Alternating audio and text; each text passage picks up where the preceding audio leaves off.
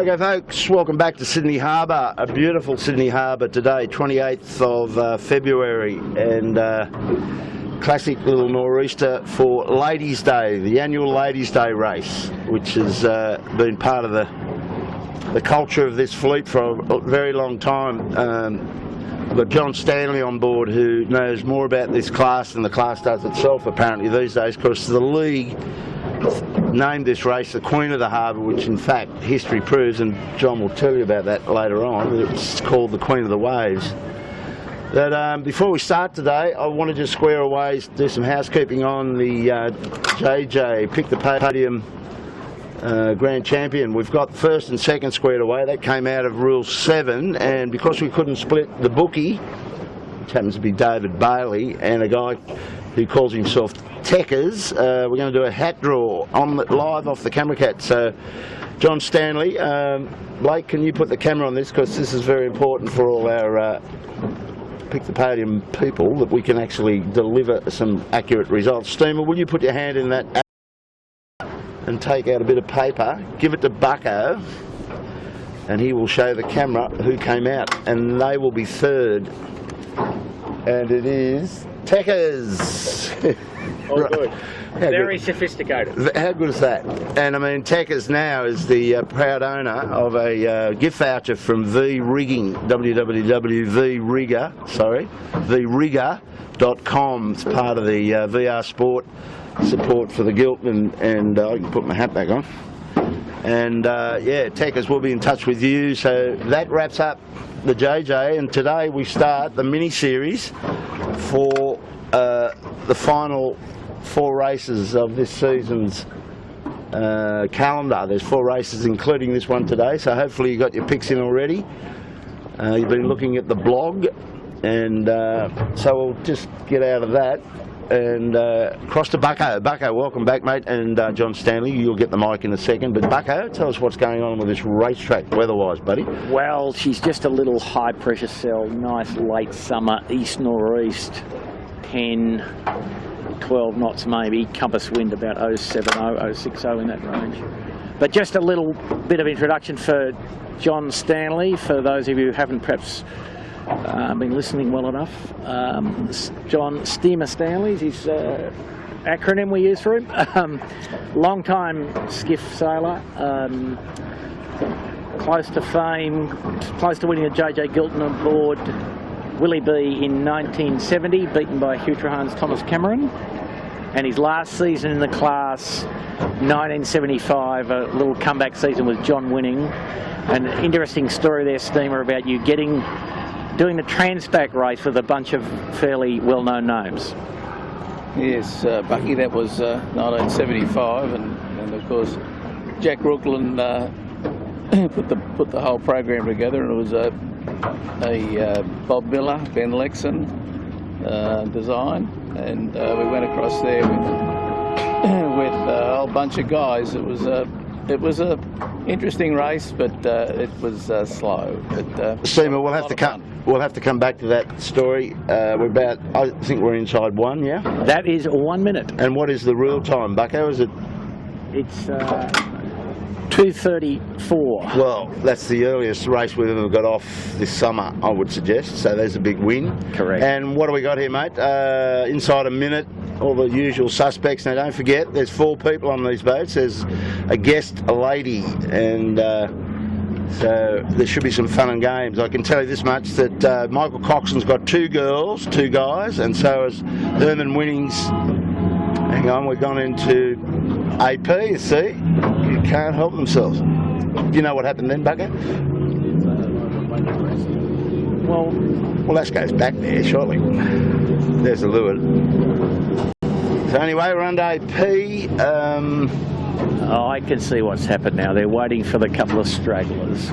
Righty. Appliances online, special charity day deal. Let's wait for the last boat. Well, we'll fill in the time by telling you the change of skipper. So on Appliances Online, David Witt's up in the racing the last run on the Ragamuffin 90 up in Subic Bay or somewhere else up there. Boracay, okay.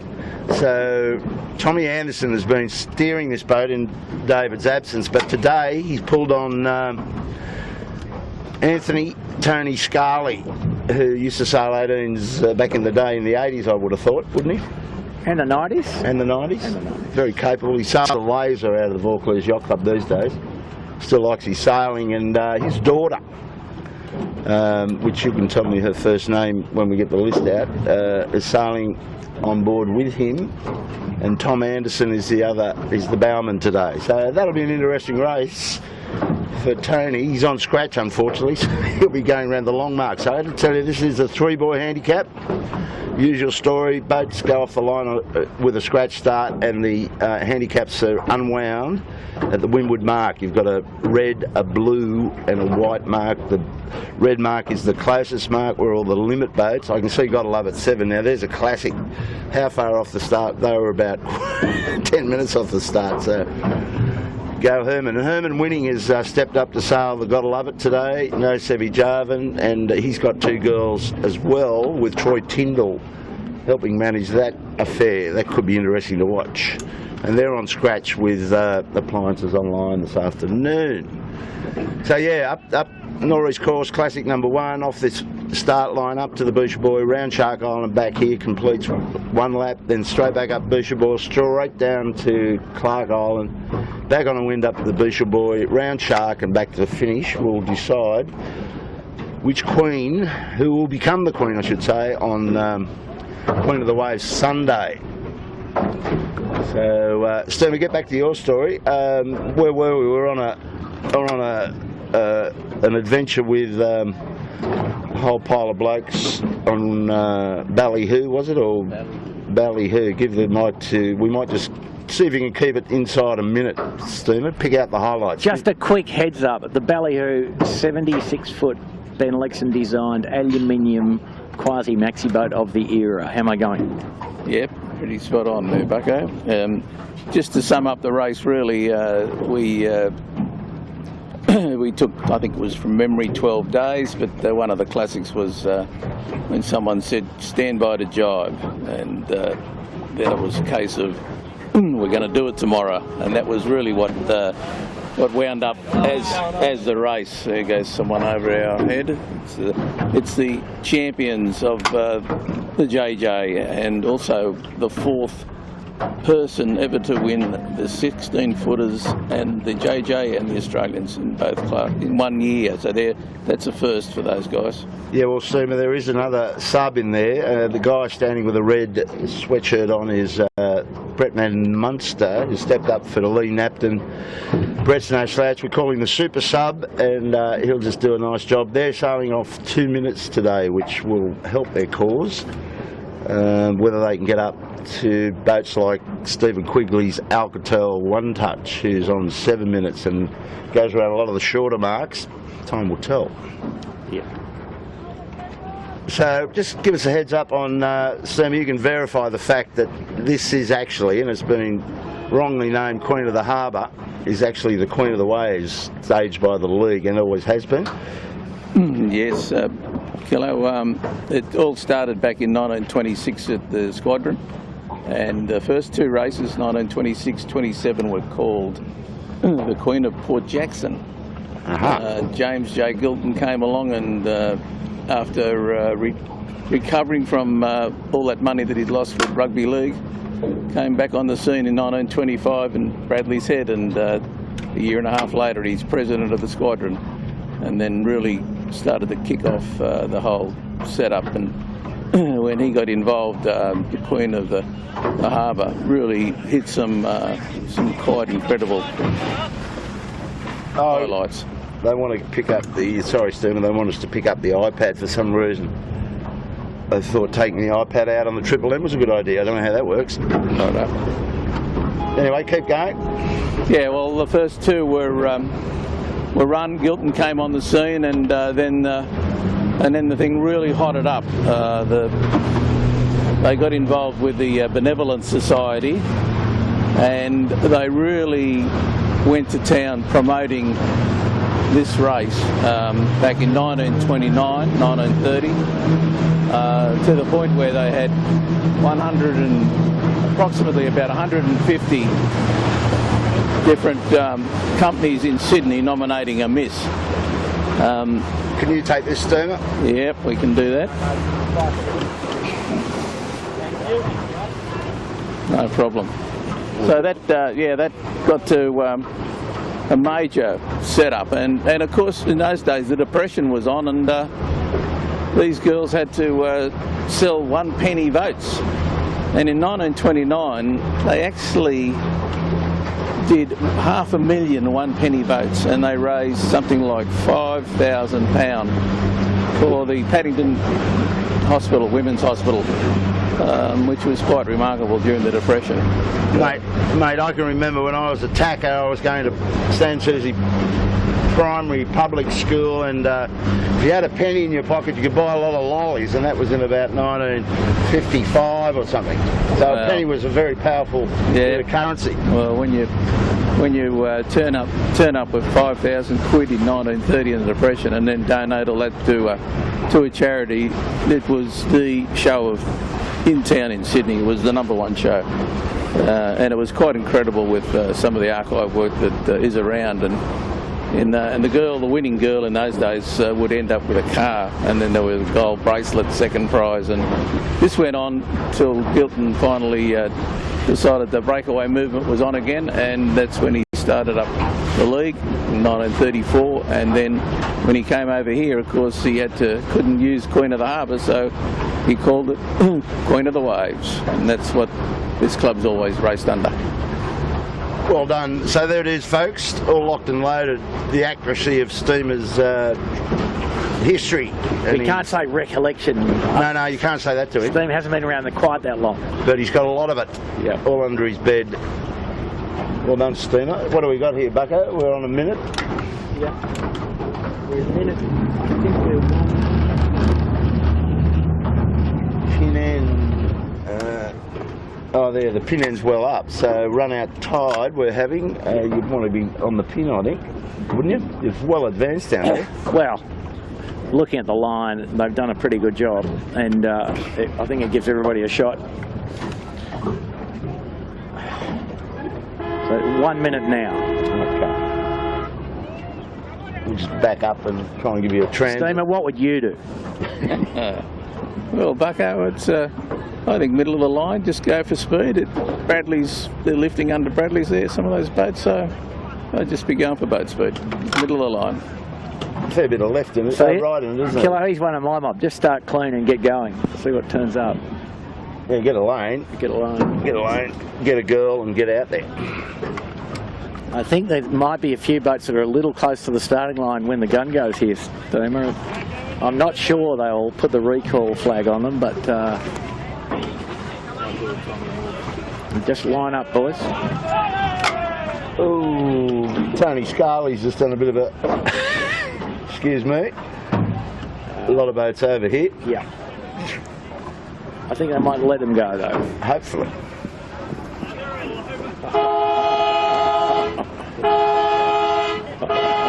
Yeah, that was a bit over the odds.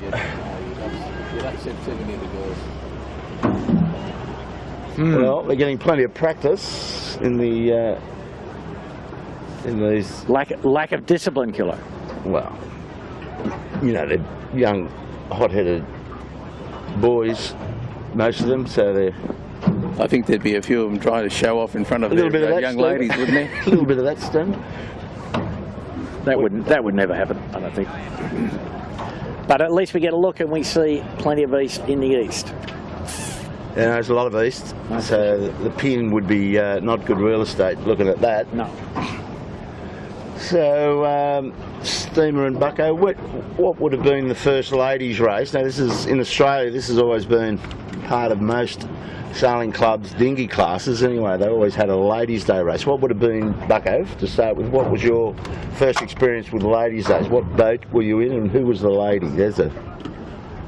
Well, Kilo, my track record's a bit unusual in that I did sail quite a bit with the Wilmot family. So I sailed a Cherub with Rowena and a Flying Ant with Rowena, and a Cherub with Amanda. So well before Ladies' Day. So my first official Ladies' Day, Kilo, was actually here at the 18-foot sailing club here at Double Bay. Okay. Stephen, what do you got? remember your first ladies' day race? Yes, 16 footers? actually, 18 footers, yeah. 18 would footers. have been with Minimit, a boat called Minimit, sailed by Rodney Zamani, built by Billy Fisher. And there was Judy Spicer, who I brought along as the lady competitor. And I always remember we left the club. And You were a bit keen on Judy. I was, You were but Judy she wanted Spicer, to. Spice of life. She just got her licence, and she said, "Can I drive home?" And I was quite happy with that. But we only got to the first intersection, and she wrote my car off, my old FE. So that was it. So that rings pretty true, Stephen, doesn't it? That's You a good pulled the wrong card out, Steve. Well, you must have been really smitten, and you would have loved that car, surely. My goodness, an FE Holden Slimmer. That's so long ago that I can't even tell you what it was. Well, I can tell you my first Ladies' Day experience was at the Cochrane Bay Sailing Club. They were into sailing. I had a VJ, thanks to my beautiful mother Peggy, who dragged the money out of her account and bought me a beautiful VJ, which I loved very much, and got started in the sailing. And yeah, the first Ladies' Day came up. I was a bit sweet on this girl, Jeanette. Jeanette McClellan, I think her name was. Anyway, I remember the racing wasn't all that important, but what wasn't important was just sailing along in a nice breeze and having a cuddle, and probably even a little kiss on the cheek or something. Very chaste, very chaste. Yes. Ladies' Day, good thing to do to keep the girls interested in sailing and what the boys are up to. And of course these days, there's not that many girls sailing. They could probably have a boys' day. The girls take the boys out and show them a few things. It was back in the late 20s and 30s. It was bigger than Ben Hur, the whole thing, and Clark Island was the base for most of the action, and there's photographs there of 500 people on the island waiting for the race to start, and all the girls were paraded for the best dressed, and it was a big affair, and there was all sorts of fundraising went on for months prior to the event, and as I say, it was the biggest show in town back in the 20s and 30s. So we've got the I'm sorry flag up. Round the ends rule will apply. Over the line in the last minute, thou shalt go to one end or the other and return outside. So that imposes a little bit of discipline on the fleet. A good idea.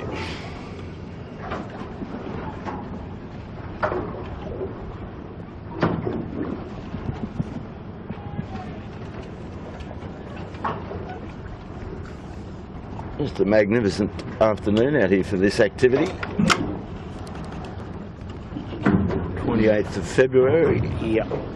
Just in from a weather standpoint, we're just under the influence of a little fairly weak high pressure cell, but earlier in the year, this warmer day, we would get some substantial sea breeze on the top of this wind, but the water temperature's about 24 in here and a bit hotter outside, and the land temperature up around 28, so there's really just quite a weak sea breeze influence on this gradient sou'easter. Gradient east sou'easter, should I say. Well, I've got a bit of time to fill in here. Next Saturday, interestingly, for all you fans of our 18-footer coverage, we're going up to Manly with the camera cat. Bucko's coming. And Craig Nichols, one of the directors at the Manly 16-footer club, has been keen to see their race fleet, which gets up around 30 skiffs, onto the live stream coverage. So we're going to go up and shoot it, do a live stream, so that'll be up on our 18-footers site. We'll be using this club server down here, and hopefully if they like it and they can meet the cash requirement, which is not a lot of money, I've got to tell you, we'll be doing that all next summer. We'll be doing 16-footers on a Saturday and backing it up with the 18th on a Sunday, and there'll be a lot of pick the podium opportunities and hopefully cash prize money for you to fight over. Bucko, you up for that, brother? Yeah, absolutely. I have to do a bit of homework on the 16-footer fleet, but because I live in walking distance of the Manly 16-footer club, as does Steamer. It shouldn't be that hard, should it, Steam? No, that'll work out pretty well. And the good thing, you know, like this part of the harbour, it's got the icons, got the bridge, the Opera House, and all the other CBD, Vista. But up at Manly, it's you wouldn't think it was part of this harbour because it's way different, a way different look. And their courses take you into southeast, so they take you out to South Head. So you get to look outside into the ocean. You go right down into Balmoral Beach, and right back up into the ferry wharf up there. So it should be pretty good looking vision. Correct. Steam. Killer, here we are, inside 1 minute, and let's see if the fleet can maintain its decorum on this one. Around the ends, eh? A nice little... Yeah, well, Craig Ferris has subbed in for Johnny Sweeney today on the Triple M boat.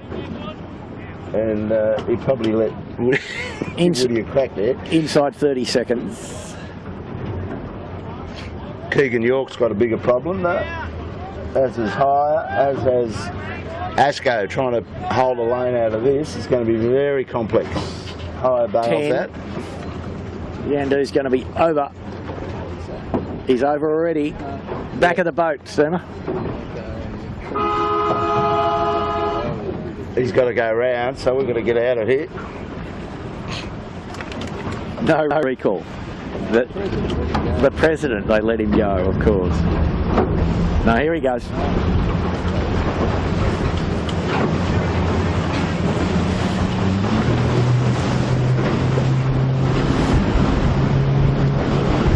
Yeah, the trick is, Steam, the committee's siding for the very back of the boat, which is quite unusual.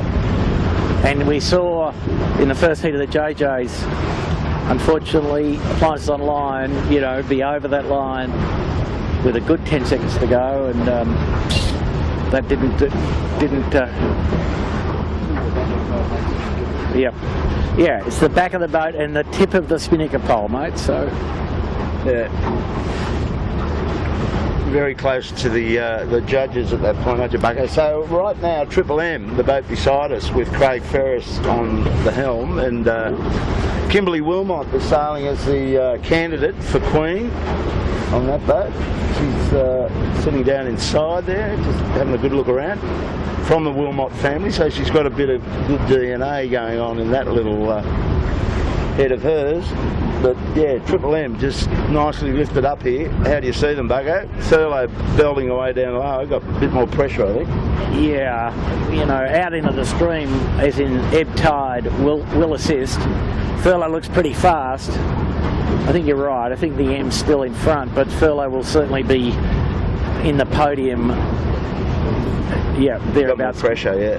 Got a lot more speed down to leeward, and he's more comfortable.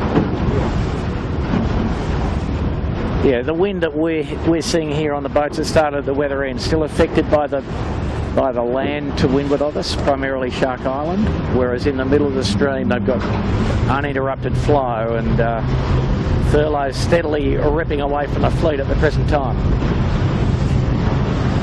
And he's laying well up with this easterly slant, so he's not having to tack too much. He'll probably go right the way up to the wedding cake in the Western Channel, I would think, on that lay. What do you reckon?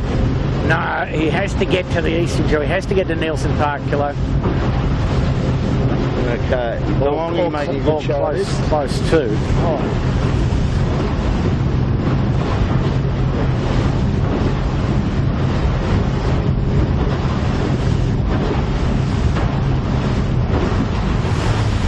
Just looking down at Ilve, he's on Bradley's, he must have started towards the pin, so that was a shocker. So I think there's a bit of 4 on trapeze on the Thurlow. That might explain a bit of the pace too, Steve. My word, it's certainly working well for him. So I was waiting for someone to do it. It was shown to him last week by the Kiwis, and why wouldn't you do it today? It's perfect for him. Yeah, nice smooth water and not too much wind. So you better get that sheet out and start explaining to the folks who the girls are. But I can see Peggy Coxon, Pegmeister. I think she's got a hand up in the air there. That's Peggy. Yeah. So having a wave. The wife of the driver, Michael Coxon. Yep.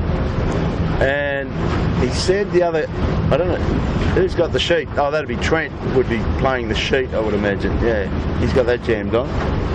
So Trent Barnabas in the bow, no Davey O'Connor today, and 2 girls.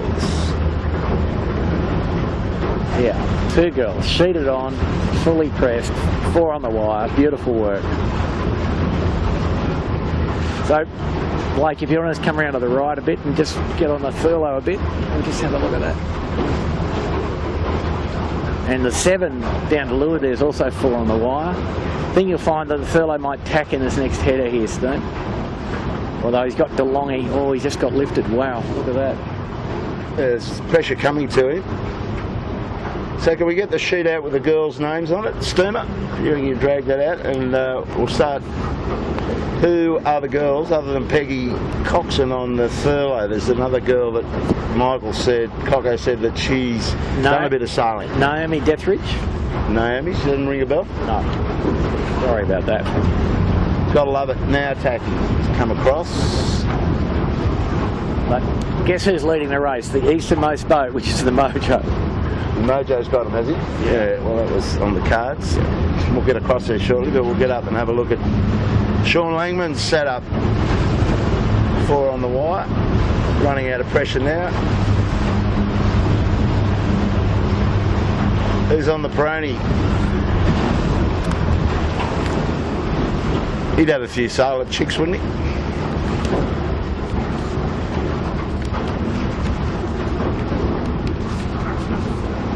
On the notes. Red, sorry. I was looking at Peroni. Yeah, Claire Dennis and Ashley Flew. Well, one of those chicks is in the bow. So she's obviously going to work the bow, unless there's another bloke working. Yeah, no, Pete's there. So Pete and Sean and the 2 girls. Pete's working the sheet back next to Sean. Yeah. Well, DeLonghi's making a pretty good fist of this. He probably leads them at the moment with Mojo in close. Probably falling into his wash though, isn't he? Hang on, we'll go through these waves. Wow, Steamer. Hang on here.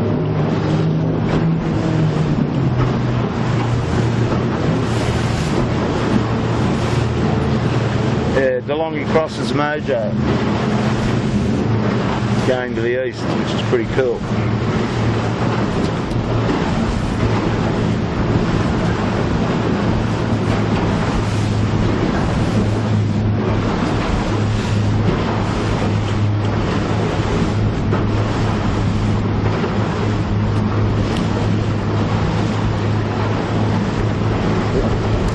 I just get back down, get into contact with this pack. DeLonghi appliances on the line. Gotta love it. It's taking a lot of sterns going across there.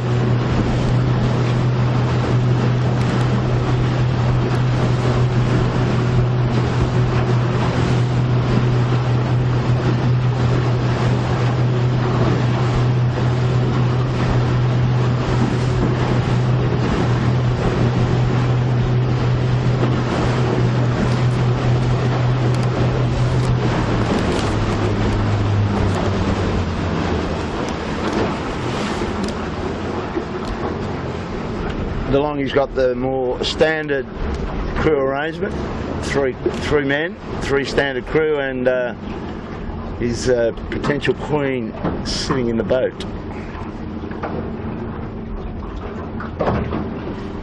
Who's that queen on the DeLonghi? So that's Maddie Mitchell on the Maddie Mitchell, yeah, okay. So Maddie's on the DeLonghi. Maddie Mitchell's been out. I think she's the daughter of the sponsor. So we see the DeLonghi here taking, a bit of a new line of wind, and furlough to the left. So DeLonghi, the easternmost boat, along with Triple M here. And we'd expect that these guys here, DeLonghi will lay the mark from up this high at this time, don't you think, Stone? Well, he's certainly lifting there now. He's really lifting, so it's favouring the east. Thou shalt get to the yellow blinker, or else. Well, DeLonghi's got a good handicap, so I think you'll find, if you look at that sheet, Bucko, I know there's a lot of computer work here for you, with bits of paper, that DeLonghi should be going around a red mark I think, this time up. I think he's on 7 minutes, and I think they have a look at a red mark first time, which he's probably leading on the water and will really put it to them if he goes around a red. That's the way these handicaps unwind, folks. If you've been coming with us. Correct. So probably close to laying, and he's at the red mark, so he leads the race fairly easily from Triple M. Mojo. Gotta love it. Alcatel, Asco over here. Mojo close by, and Turlo Fisher.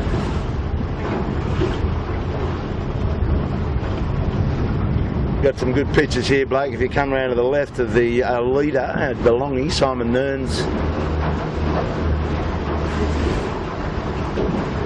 got it going pretty nicely. And he's in the right place. Yeah.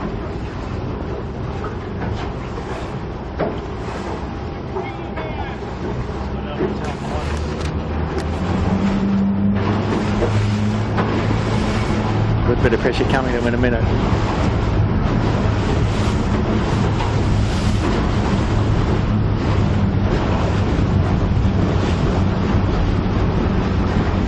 Yeah, pretty hard to get back from the far shore there, Stone.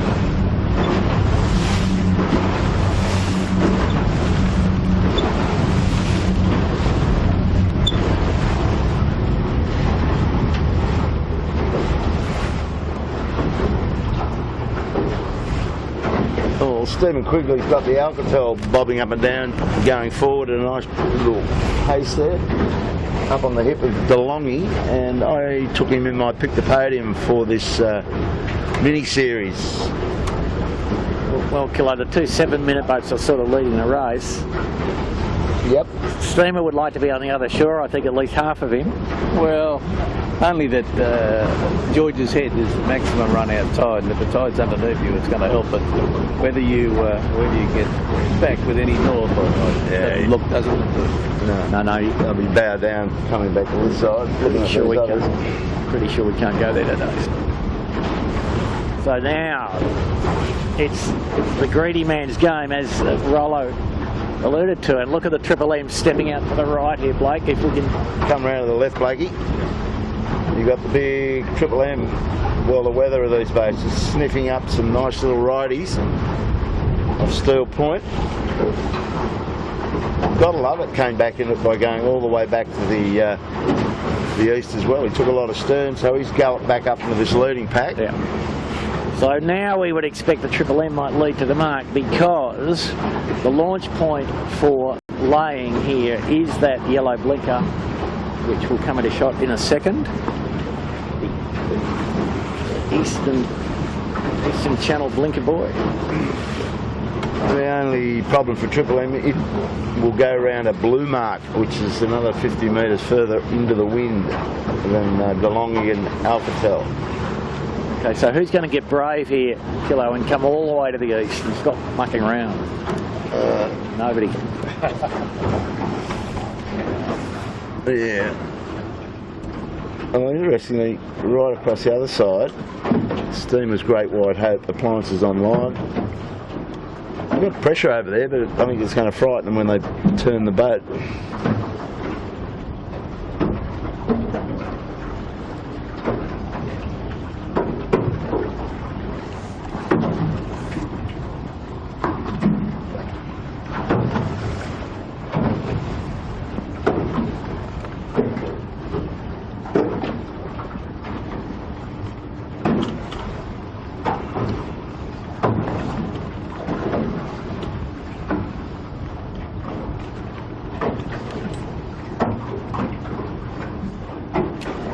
I haven't seen Ash Rookland's Noakes Youth out here. It's a did not compete right. type entry.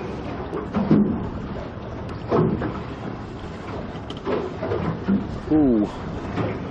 So these boys have got stuck in the middle instead of going hard right. They look like they're hurting now, the Triple M.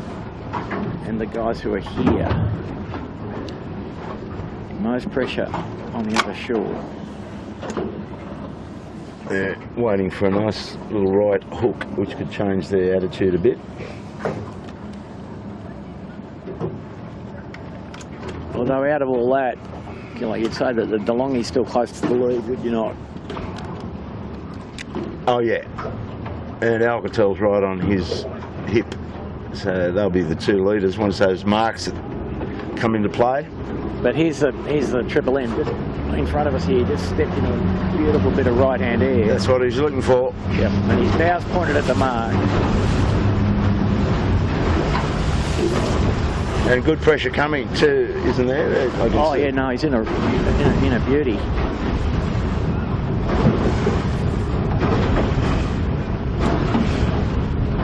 Got a phone call from Warwick Rooklyn this morning, who planned to come out on the camera cat today with us, but he had a very seriously bad experience yesterday. He's sailing up in the Pittwater on a mate's cooter boat, and that came together with a One Design 11-metre yacht. And the story is that Warwick was in the bow of the cooter boat and he saw a collision which took one of the guys on the 11-metre boat. He is now deceased as a result of it. And then the other issue was that the cooter boats have a pretty solid bow pole or bowsprit on them with a big wire hawser holding the tip onto the boat, and that claimed to one of the other crew's leg somehow and ripped his leg off. So you never know what's going to happen when you go out for a fun time on the harbour. And Warwick rang and said, I'm a little bit knocked up, I probably won't get there. So anyway, we left it with him. He said, if you want to come. So you'll probably read a bit about that in the press, in the media. A very ordinary day. Now here's this blue mark, and the red mark. The leader's already gone round. DeLonghi's around and delaying the set, and Alcatel next. So Blake's on him. You'd imagine it's pretty close to a jib reach of some kind back there, given the angle they load up. Triple M overstood into the blue mark, and the 7 going to the long mark, the white mark. Yeah. Well, he's not going to be too bad a shape. Triple M's through on his blue. Asco looking for the blue. And if you have a look down there, Kilo, the Smeg coming back off the left-hand edge looking pretty sick. Yeah, bow down. So Triple M getting the shoot on to give it a go. I may as well blast down there and see where you end up.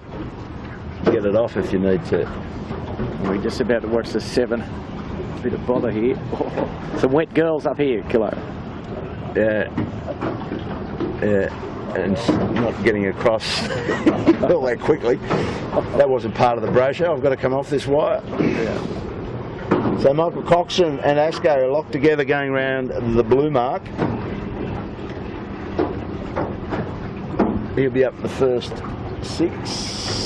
Meg going to the blue mark first time. Yep. And Anthony Scaley gets the better of the other scratch bag. Gotta love it, and we'll lead him round the furthest white mark, which is the Bisha boy today. Yeah, pretty awkward bit of breeze here. The guy's finding it a bit of hard going with 4 people in the boat. Not much pressure. No. And the 7 still trying to get going with the top of the mainsail inverted. Anyway, tight reach back down to Shark Island, and they're sort of only about 15 degrees low with the chute, so they'll be all dropping spinnakers to hard enough to get to the island with about a half a mile of two-sail reaching.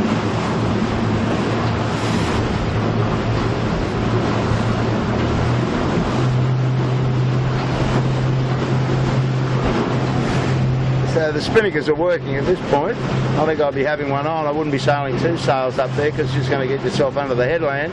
What would you do, Bugger? Shoot on? Yeah, judiciously. If there's a big puff, you wait, and then you wait for the lull to set. Sounds a bit strange, but 25 degrees difference between two-sail reaching and spinnaker reaching. Cocko's going right up under the bottle and glass shoreline, which will get uglier as he goes in there. and then he'll have to set in light air to get out of there. I like the leaders. Well, if we can come out of the right bloke.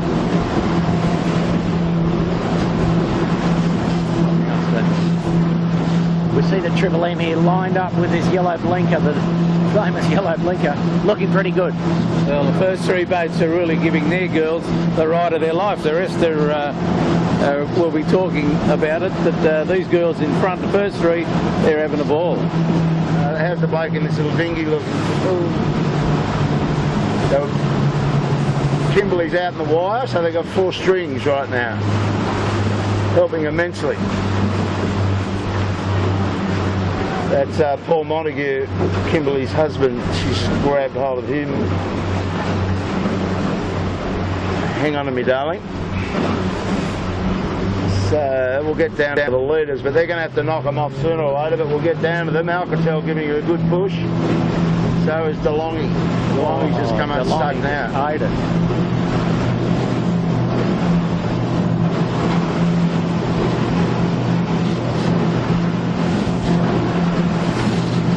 You want to be jib reaching in that spot.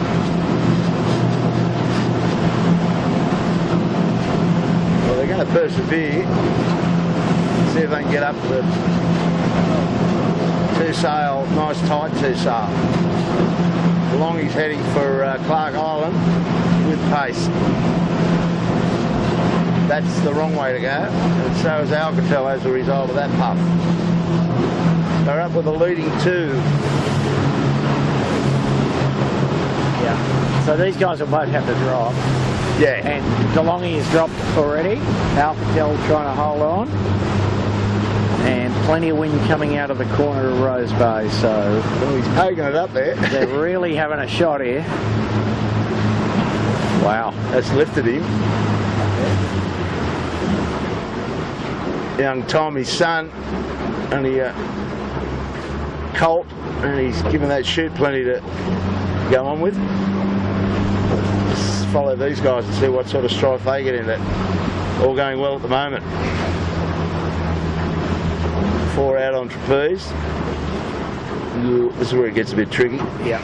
They're about to get a heading puff in the next 1 minute. And yeah. You've got to negotiate the tsunami coming at them. The problem is not so much the wind strength here, it's going to be the direction. So here they go. New leader. Well, problem, Steve, that can't get any flow attachment while the Spinnaker's rolled round the tube. So then it all attaches all of a sudden and off you go. Okay, with breeze coming. So Bucko, that was my pick today, and the real pick the podium mini-series. I had Alcatel to win. Early days, we've not completed 2 legs, I'm sorry. Yeah. No, they seem to be enjoying having the extra weight in the boat. Pretty light crew compared to the others with 4. As long as he's not too far behind. And looking back, the guys that delayed their sets are having a bit of a hard time, in fact, as you'd expect. So, yeah, they're out the back door for a while. Yeah. Give the girls a ride and then pull it off.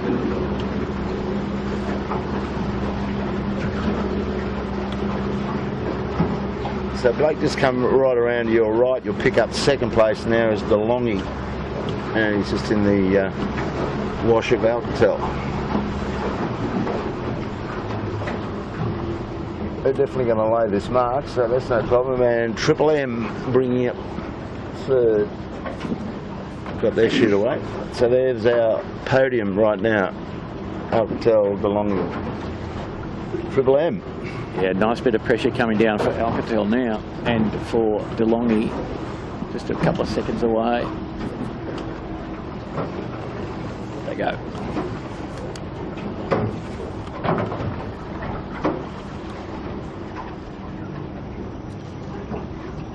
So she's the full VMG run the next time down, Bucko? Yeah, so we'll see them here stand across, presumably to the Point Piper short, Port Jive, and probably do 3 to 4 jives down to the bottom market, Clark Island.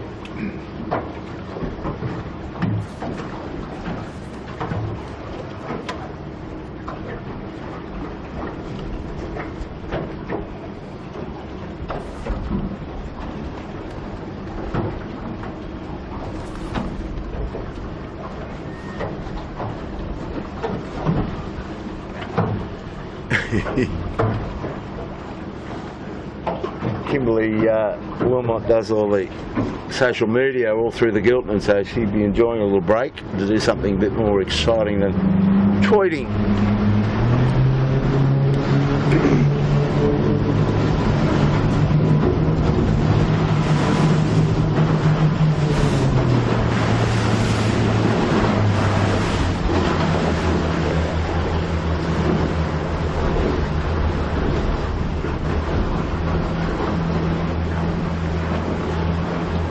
Nice close race. Yeah, 3 boats within about 30 seconds. Pretty good. A little bit of traffic to Fins. And other smaller things. Dr. Dan comes out of the bag. Robbie Bell tuning that. Oh, DeLonghi's got to take the sterns. These fin dinghies. A bit too much action for them. Anyway. And we've got a little port starboard here with a pink chute on a B14. Well, they threaded the needle pretty neatly there. Yeah, smart. B14 pink.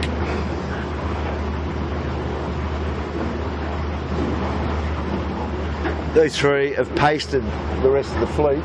The peloton's not even in sight right now.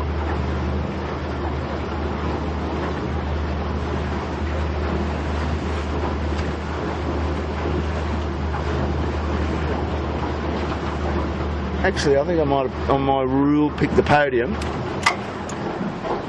think I put Triple M in that to come second, Bucko. Just sort of doing a bit of... Are you sure you're not doing a bit of a revision on the run here, mate? Well, my memory isn't all that flashy these days. I put them in a couple of days ago. Oh, okay. When I saw the weather forecast. Yeah. So I didn't forget, but I've forgotten.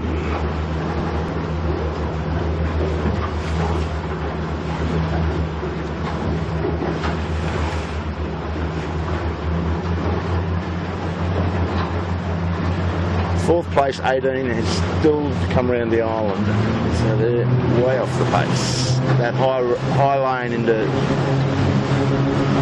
Nielsen was a horror show. Yeah. These guys sail pretty well down the run, these first 3 boats.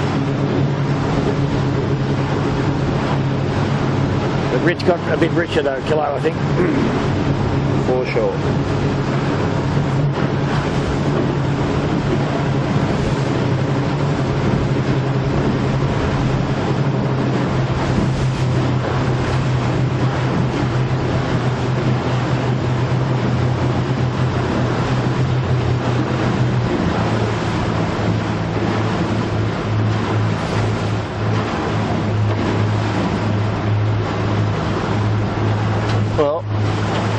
Pressure's come on these 3 candidates for Queen here, Stephen, because when you're racing for a win, the instructions will become louder and clearer for the girls, I would have thought, like getting across the boat, wouldn't you think? My word, they'd be on a high learning curve and picking it up very fast. The tone. They would have really enjoyed that run down there. That was what it was all about. It was a glamour. So, Kilo, we got a location for the bottom mark. I've been trying to find it, but it's camouflaged as usual. Oh, there it is. Just came out the back of the ferry. Out the back of the, hiding behind the ferry. That's how it always used to be, isn't it, Stephen? Yeah. Yeah, next, right on the rocks. Oh, the Alcatel, a bit shaky in the jive. No, that was all right. Oh.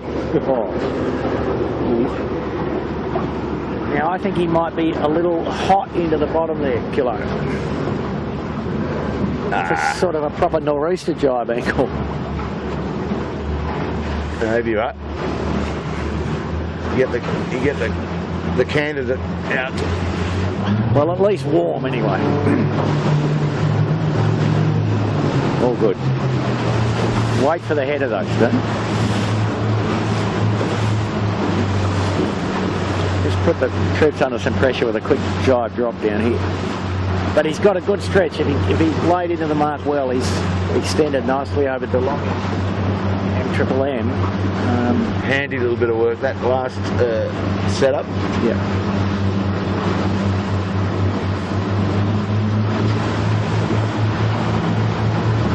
Okay, done it perfectly. I'll retract everything I said.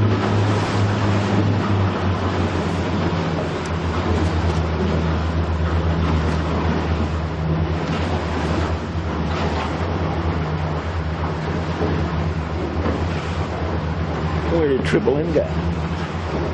Oh, there he is, down the middle. So the Alcatel just a nice distance off for a jive drop and be nice. Oh no, they're going to complete the jive. Wow. Wow, okay, there's not very much wind, I forgot.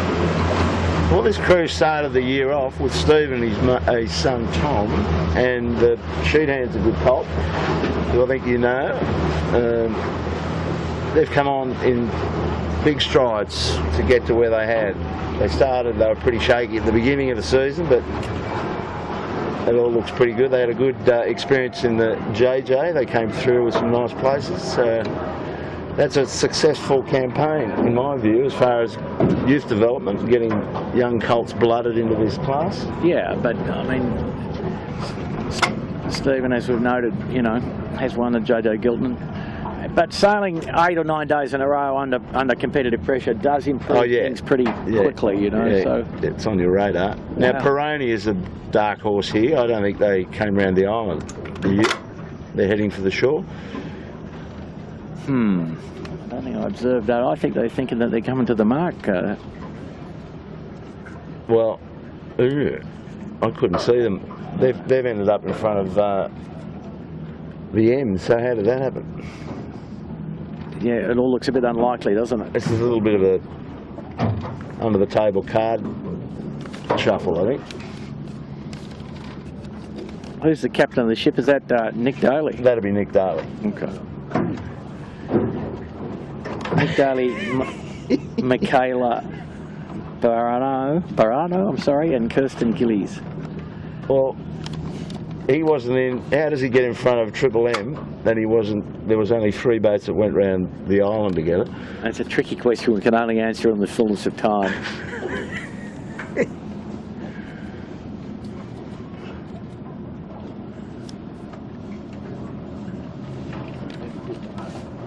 You're allowed to hit the mark. That's all right. In these boats. Can't take it with you. Not much pressure here. No, nice right-hander coming though, Kilo. You watch this. If the Triple M can get rolling and get their mainsail working, and there they go. Look at that. Gone. See you later. Goodbye. So the next boat around is going to be the Mighty Smugglers with the Super Sub down the back. Yeah, and he's done a good run. He's done a good job. I was going to say that. He's They bring pressure down. Yeah, it's freshening nicely. Big right though, Steamer. Look at these guys. Yes. Oh yeah, definitely. Makes it easy to get to the top, mate. What girl do we have on the Smugglers today? What's her name? Nicole Johnson. And I don't exactly. Oh well, okay. I think Johnson works for me because the sponsor is Paul Johnson. So okay. That's his daughter, for sure. Been a great follower of the Smeg 18 down here over a number of years. So around goes the JJ Gilton winning boat, Schmeg. Andrew Chapman has got the, Blakey. Here we go. I tell you, he's done well down here. Is Appliances Online. Anthony Scully hasn't lost anything. He was the scratch boat. Remember, he went round just in front of. Gotta love it. Can't even see them. I'd say they'd be on the fin. Yeah, the We've got to love it. Might be on the riding lever, Kilo. No, I can't see them anywhere. No, they're at 7. Woody's caught up a bit because he got a blue mark, I think. He had to go back, remember, at the start over. Correct.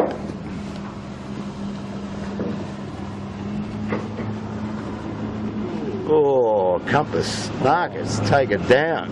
That's a bit of an eat. Oh, he's going to rescue it? No. Yes. Can't be done, surely. Oh, that's amazing. You got that one, Blake? He has. They got a lot of people missing off the boat. I can see some heads. They're about 15 feet out from the rack.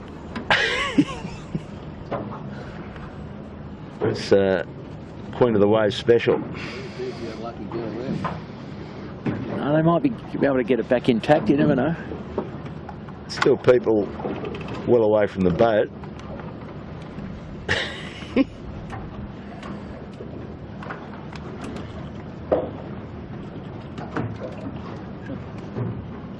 Just it's not that easy to get back on board when you don't know what you're doing. Not that easy to get back on board when you do know what you're doing, mate. Oh, they just let go. Now you're capsized.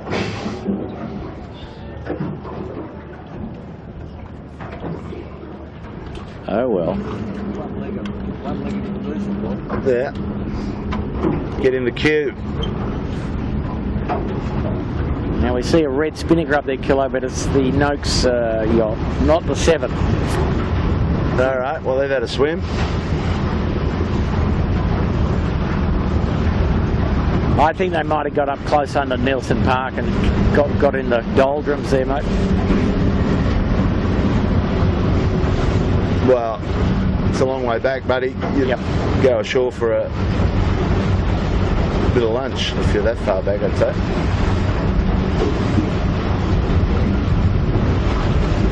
So we've got a girl steering this boat, or we've got a young, we've got a girl steering the Mojo. Now, give me the story here, Bucko, if you can.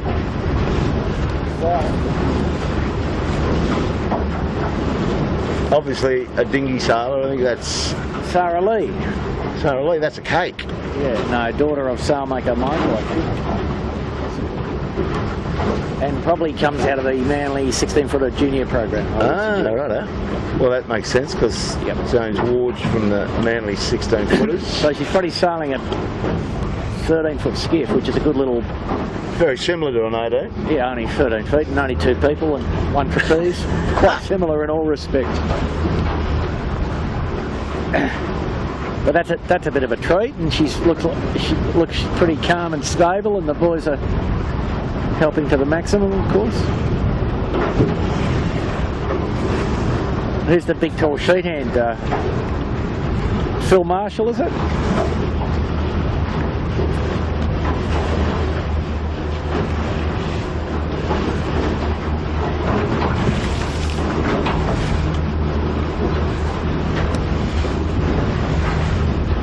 I think I can see a red yacht on its side up near the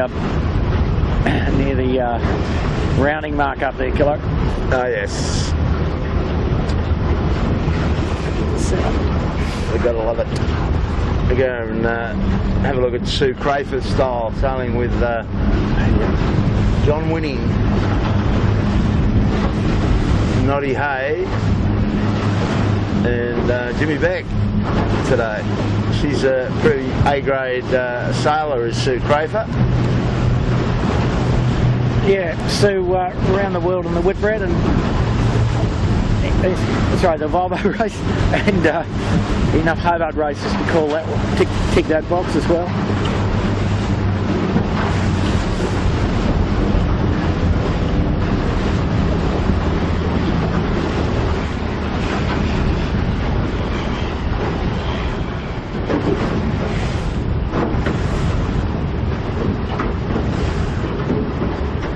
What have they got going there? They've got Noddy in the bow. Noddy's going shuffled up to the bow. That's about just 1 degree of separation from his wife. Is that what's happening? So they're actually getting close to being in touch with the leading element here from being dead last. So yeah, no, they're going great. get up and have a look at the Ascatini. See what's going on that.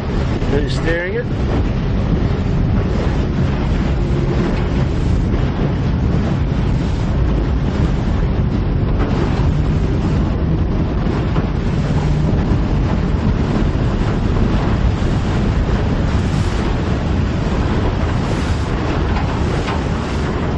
What's the lady's name on the Asco?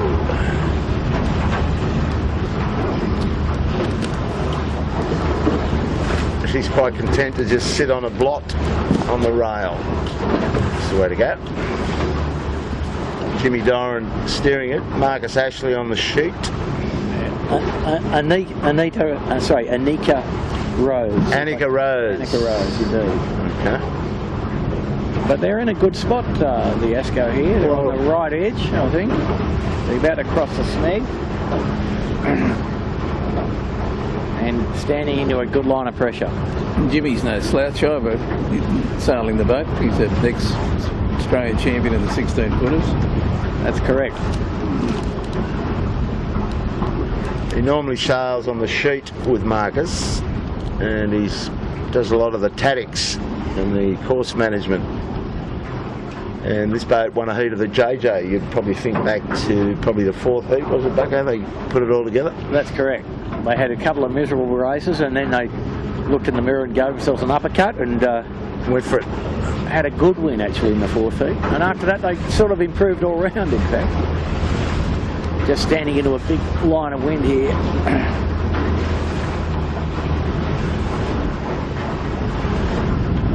Come on, Annika, get out on the rack, honey.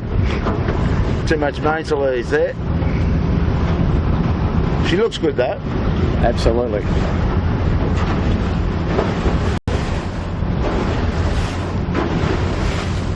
And the kitchen maker, Bucko, who we got? We got the sponsors on board today.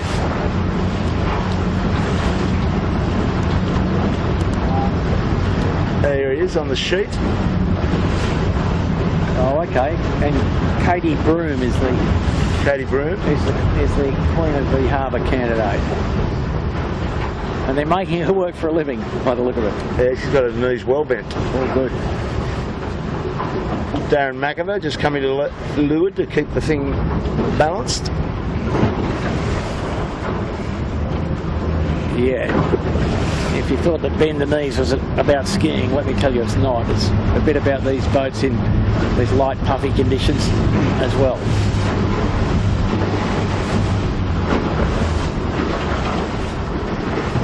And we know that this is Ms. Johnson on the Smigglers. Correct. Now the boats up to the right of us, Bob, the 2 leaders, DeLonghi and Alcatel. They've chewed off a big bit of right, and that looks pretty good to me compared to the guys here.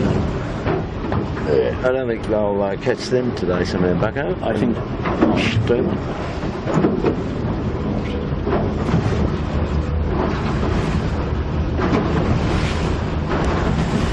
Very, very pleasant day out here though. No spray jackets, t-shirts only.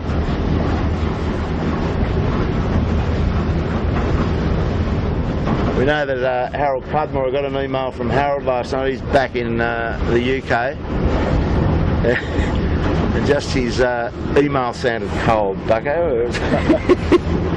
Well, he just had a bit of edge on it. He just left the nicest week of weather in Sydney for quite some time at this time of year, where we usually get a bit of rain, but the last couple of weeks have been pretty nice, consistent.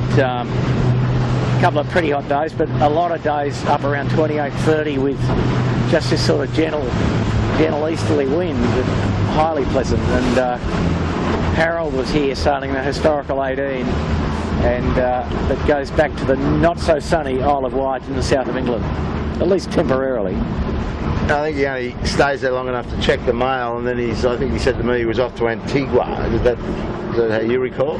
Yeah, I think that rings a bell. Yeah. He doesn't like sitting still. Well, whether there's an airport nearby, he's usually in the departure lounge heading to somewhere sunny.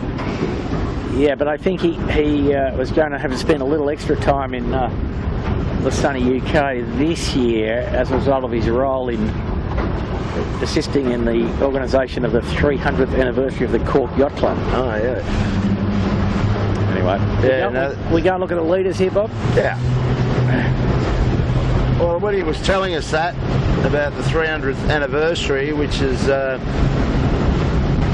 bit of history itself, Stephen, that'll blow your doors off being a historian, but I mean, 300 years ago, Captain Cook hadn't even been born, so we weren't even on the anywhere on the horizon with Captain Cook. Still, somebody's, well, he wasn't even an idea. Now we're only 200 years, and we're slowly or quickly losing a lot of that history, so there's a lot of catching up to do.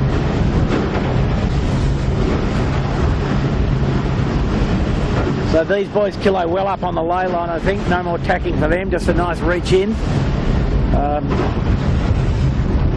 But on this occasion, more wind on the right edge than there was last time, so probably a pretty happy result for them.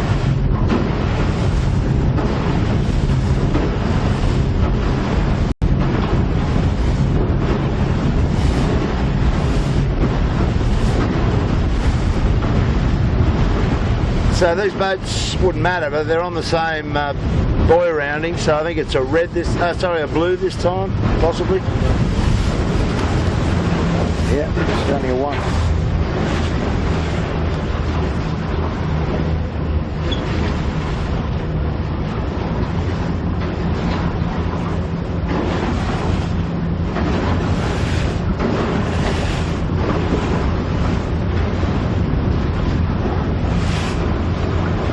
The same the other day, Steamer, in the JJ, it's in the last race when we were watching Yamaha do a nice job on the fleet. And when you're looking at boats that are leading in a sail race, they always look fast for some reason, don't they? The last 2 days of that championship, he was a sure thing, I thought at the last race especially, and he had something to prove. Kiwis needed to really show them what they're about, and they got very close, 1 point. I'm sure they're going to knock one off very shortly. I think so, and there goes our leader, Stephen Quigley's Alcatel One Touch. Go you good thing. Closely followed by the mighty DeLonghi, Simon Nern's team. So I think it's going to be pretty closely, straight down the bottom this time, so it's a little bit easier run for them. But boy, they've cleared out. This is a 2-boat race. And the others are struggling. They didn't get up on that eastern side of that beat, and they're way back there, bugger. Well, like I said, you have to get to the yellow blinker, and these guys did a good job of that. And wind was a little in their favour. The leaders really sailing well. I mean, they got 4 on the wire most of the time. Well, Stephen Quigley's no slouch. He's fit as a mountain trout, and he won a Gilton along his involvement with the class back in, what was that, Bucko? Do you remember that? The boat was called AEI. The early 90s from recollection, Kilo. 93 or something. Don't have to photographic about that. That bloke out sailing with his friends there just nearly created a coming together. An incident. So the rich got richer again, mate. Up the eastern side. Well, we'll just have a little stop here and see if we can get some vision time to the other boats, because otherwise they'll miss out. So Triple M will be the next around. Slowly but surely they're going blue, I think, or they go white this time, the Triple M. I think they're on 4 minutes, aren't they? A blue, right, well they're approaching that. Leaders have split into the distance.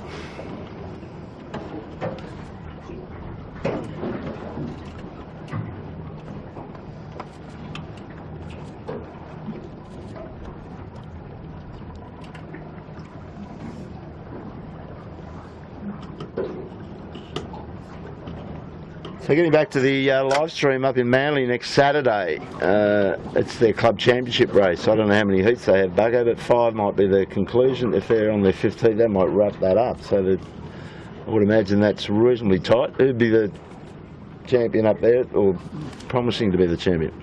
Well, it's a bit of a tough contest. Fire stopping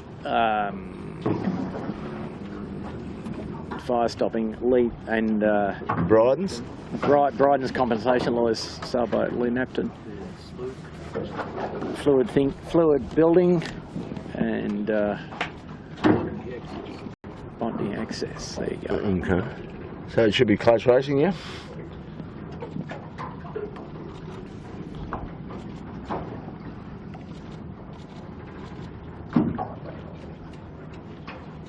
What's Peroni doing? He's going around the short mark. What's he got listed on his... Is he being creative again?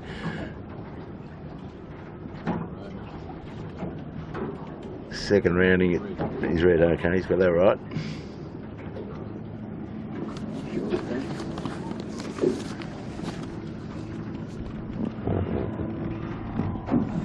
Well, the next boat in the race course, except for the Smegglers, they're going around the white mark this time. They're behind us. A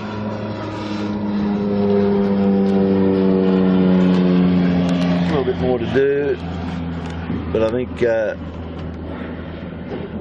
David Chapman might get around this blue can in front of them. Andrew Chapman. Andrew, sorry. David Chapman. There's too many Chapmans in this harbour. Yeah, so Andrew slides the kitchen maker around the blue. And he could be in 4th or 5th, depending on Peroni's creativity down that other run.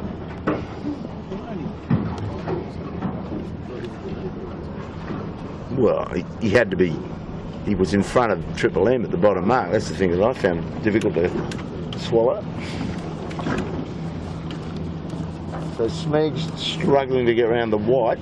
Asco will beat him to the punch coming around the blue.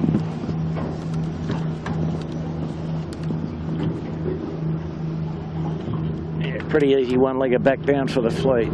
He's got that much east in it, so equally the last beat will be pretty straightforward. Eh? Yeah, it'll be pretty quick. We'll go back and have a look at appliances online, how the retired Anthony Scaly's going on the helm.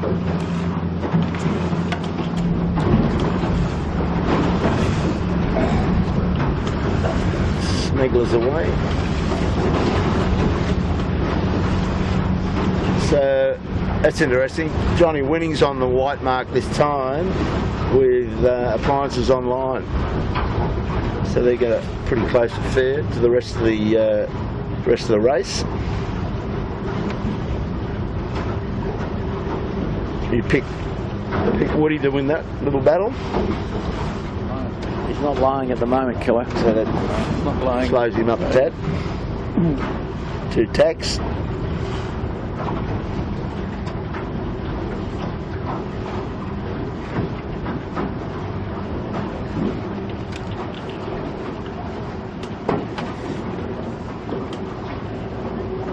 Going to cross. Oh, just ruffled their feathers up big time. Laugh, I think they're from Woody to Scarley. Yeah, oh mates. Oh, mates, yeah. Very blurred email.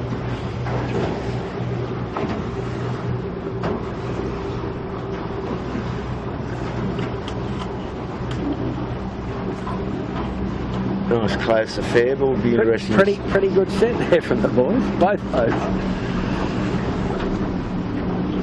Oh, yeah, got to impress the chicks. Okay. Yeah, no, I remember that. Can't look like a slouch. Michael Coxon will be the next one round this white mark.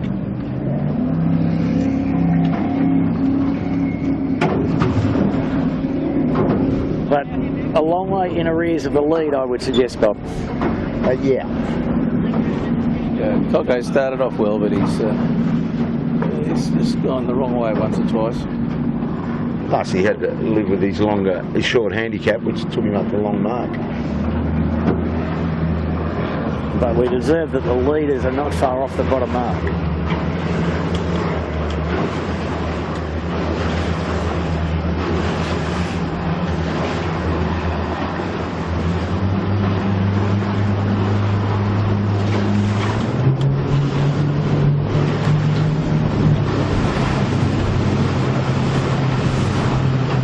Nice run down the middle of the harbour for the guests today.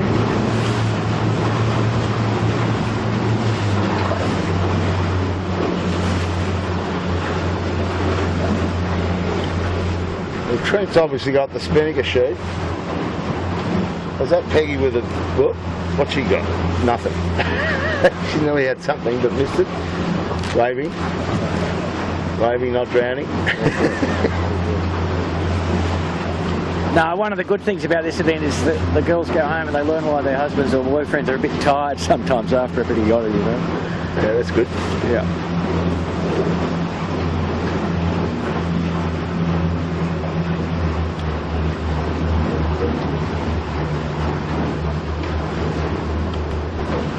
It's nice to see four on the wire making a comeback after 48 years. Well, the C-Tech did it in the JoJo's. Yeah, my word. Oh, yeah. It's got a lot of merit. So, just for the viewers, Steamer sailed in the last era in which four-handers won the JoJo Giltman. So the last time that occurred was 1970, as I think I mentioned at the start of the telecast. Willie B and Thomas Cameron, the two top boats. And then in the next year, Steamer, what happened? Well, in that first year, we got beat in a two-boat sail-off. We actually we were the first boat to go four on the wire, and we forced the Travelodge onto the wire, and then in the championship up on the Brisbane River, we ended up winning the heat. And Bruce Farr was sailing Guinness Lady. They were the unlucky boat. They had brake mechanism. The end of the boom hit Bruce's trapeze wire, and later on that day Holmesy protested as Rodney didn't go to the protest, and so we consequently lost that win, but still ended up equal points. So we had a two-boat sail-off on the Brisbane River, and Holmesy beat us in the last 500 yards with a big Spinnaker. So, but then the next year, the advent of the three-hander. Yeah, the next year was Thomas Cameron came along, and we had a series on Sydney Harbour, and in fresh breeze we could beat him, and then we had a series very similar to this way to breeze today, and Cameron was too fast for us in that light air, and he won the title, and that was 2 years we finished up bridesmaids. But the year after that, the three-handers won. Three-hander, yeah, that was when I went with Dave Porter in Aussie, and that was a brilliant boat. And the only problem was there that when you capsized in those days and the top of the mast hit the water, you were disqualified. And we went to New Zealand, we were the only boat to win 2 heats, and we were in front in 2 heats and capsized, and we ended up, I think, 4th, and we blew it down there. But another one that slipped away. But who won that regatta, Steve? That was Travelodge. Travelodge. He ended up after that last race. He swapped over with us, and I always remember his comment of getting out of the four-hander into the three-hander, and he made the comment it was like driving an MG compared to a truck, which was pretty spot on in those days. So then the first three-hander to actually win the Giltmans? The next three-hander, that after that Dave wanted to keep the sheet hand, and I said, well, no, I'll take off and do my own thing, and I teamed up with Ian Perdrio and Dennis Laney, and the two boys designed and built Knockin' Kirby's, and we won the Australians, and we came up against Smirnoff, which was first boat to tack downhill, and they beat us on up in Brisbane on Waterloo Bay, and that was another bridesmaid. So, and that really started the cat amongst the pigeons. Those two boats really were the kind of the forefront of the foundations, if you like, for what we see today. Well, yeah, the first guy really, I mean, apart from Bob Miller back in the 60s, it sort of dropped off and the four-handers came back. But the first boat to then make a reappearance as three-hander was Dennis Lahaney and Kaiser Bill, and they won the Australians, and they went to New Zealand. The Bisho had designed a four-hander over there, and he ended up winning the championship in Daily Telegraph.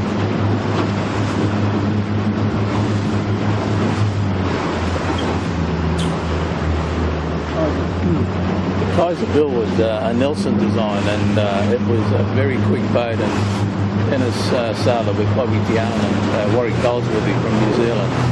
And those two blokes then teamed up with Bruce Farr the next year and sailed Guinness Lady, and that was a very fast boat, and it was designed and built by Frank Blackburn. And sadly, Frank was killed in a car accident, and that's when Bruce was asked to sail. He was sailing 12-footers, and he was asked to come and sail the boat in the series, and they were very unlucky not to win it. Sort of tight battle going on here with two veterans, John Winning Sr. and Anthony Scully. I just noticed it had his full attention before on his battling, obviously with his footwork on the rack, being a laser sail for the last number of years. But he knows what he's doing. It's just that he's got to get his body to go where his brain wants him to go. You get that? Yeah, no, he hasn't forgotten, and he's a pretty good yachtsman.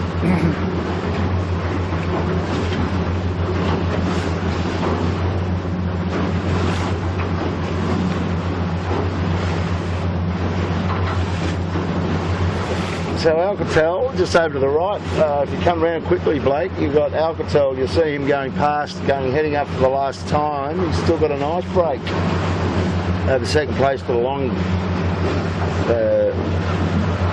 Nice job, and without putting too much of the mockers on him, he should go and win this. He's got to just keep it upright by the looks. Long way back to third. Unless Peroni's cut another corner.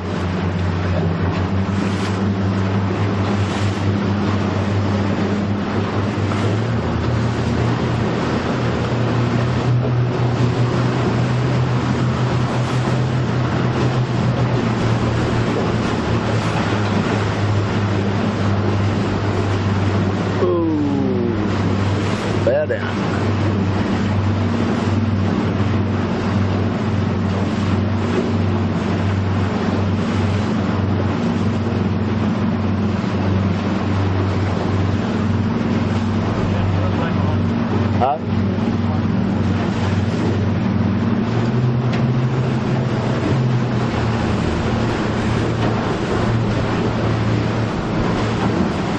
Cruising boat about to get a first-hand dose. A little bit of washing over your forehead.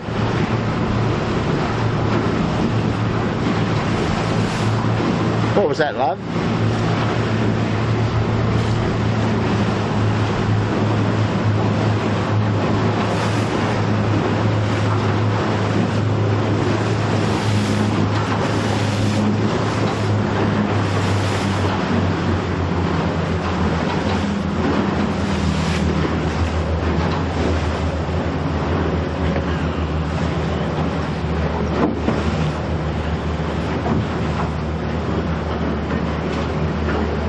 Young Ollie Hardis has got Ilve coming in nice and low and fast here. Just round to your right a bit, Blakey. And depending on how they go on the Spinnaker drops here, could do alright. Could get his nose in front of these two. A little bit of wriggling. Gets the right jibe angle.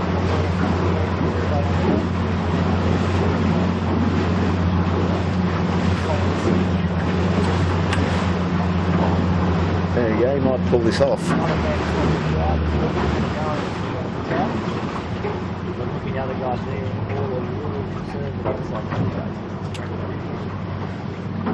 Needs a puff.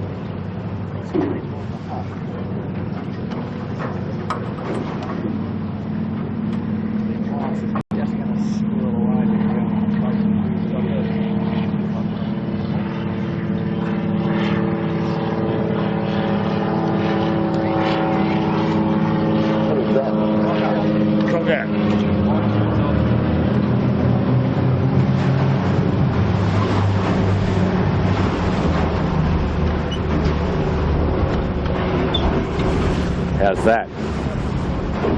The off button came into play. Breeze picked up a bit here. A little bit more pressure. Yeah, breeze up and just a fraction further left than it was the last speed. But this will just make the rich get really rich, Gilla. Yeah. Easy one leg beat with pressure, so almost. Well, Michael Coxon must have had a pretty good run because he's pulled into those. Remember, he was last around the white mark up there, so he's pulled into them. Yeah, well, the two boats that we were following, the Yandu and Appliances, both just got a bit unlucky up the top and had a puff that just went around their bow. They didn't get in, so they ended up with a couple of 100-yard jibe into the bottom mark, whereas as we saw, their fellow fisher laid in essentially without a jibe.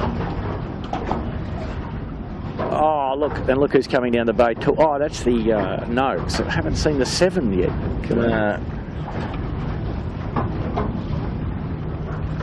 Although, oh no, that's a committee boat. That's a red launch. Committee launch. Okay, we get up the front and see what's cooking. Alcatel was leading when we last looked to DeLonghi and a long way back to Triple M in third. Peroni was the dark horse. Not sure about it. Just maybe go past Australia One on the way up here, Kilo, over to your left a little. Oh, the 12 metre. Correct.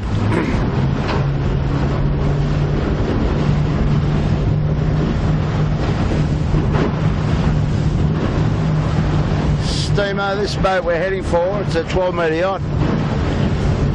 Got any info on that? Have you possibly sailed on this one? Well, it is.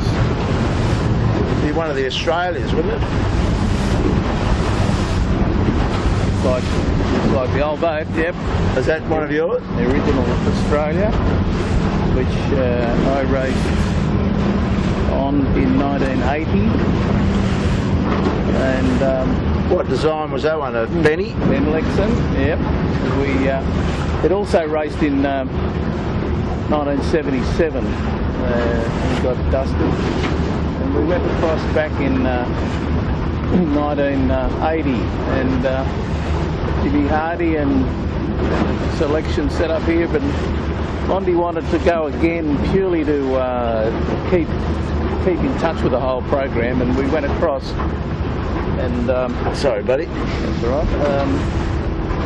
We heard the English were going to put a bendy rig in it, and we went out and raced the first series against the English, and we beat them by 2.5, 3 minutes, and then we had a week off, and then the English put in a bendy rig, and I mean bendy because it had some luff round in the mainsail, which was about 5 foot of luff round, and we went out and raced them again, and the first race I always remember it. We beat them by 30 seconds, and we were going back in, and Ben Bob in those days, Bob Miller, Ben Lexon, whatever you want to call him, said to Jack Baxter, the navigator, he said, give me a pencil and paper, and he drew up a bendy rig, and we went ashore, and he said, we're going to make one of these. So we had a spare mast, and we found a shed. Warren Jones found a shed right behind Dennis Connor's shed, and we picked up a mast at 2 a.m. in the morning, ran it down the street and put it in the shed. We flew over John Price, who was a guru those days in glass work, and then Bertram found out about it, and then he came across, and then ended up Brownie and myself ended up having to go in and help Pricey build his bendy mast, and it was a whole different ball game once we put that rig in, and we won. We ended up winning one heat of the America's Cup, and we were a couple of minutes in front in another heat, and we ran out of time, but we knew we could beat them, and with that, then he came back and said, well, they're not going to let us do bendy rigs, so it's going to have to be underwater, and we knew we could So he came back and worked on the keel and underwater shape of the boat, and that's what the rest is history. So, Steve, before the bendy rig, you had to make a bendy sail to suit it, didn't you?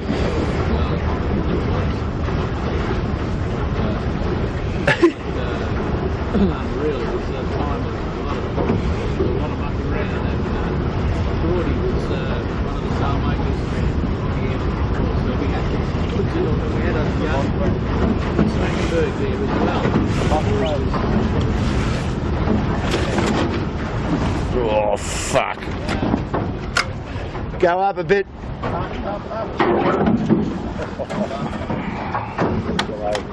Big stall. Well, you can't turn without power, buddy. And we stalled on two. No, but you know what I'm saying. Anyway. Wow, we just had a little incident there with the Smeg. Too rapid a throttle down, and the outboards tend to cut out. So, problem. Well, we've had a run-in with Brett a couple of years ago in the JJ, and he's Kenwood. A lot of observers on the camera cat, nobody looking, and we cleaned him up as well. So we have a bit of history with poor old Bretta. Anyway, I was on board that day, and it was just fully unexpected that he'd do a beautiful endo in front of us in about 8 knots of wind. No, that was the dark horse. Oh, that was Brett Van Munster sailing ashore. Oh, okay. After one of the heats, and we had probably 8 people on the camera cat. I was unsighted totally. As I said, we had plenty of observers, but nobody was looking. Oh, okay, different one. All right.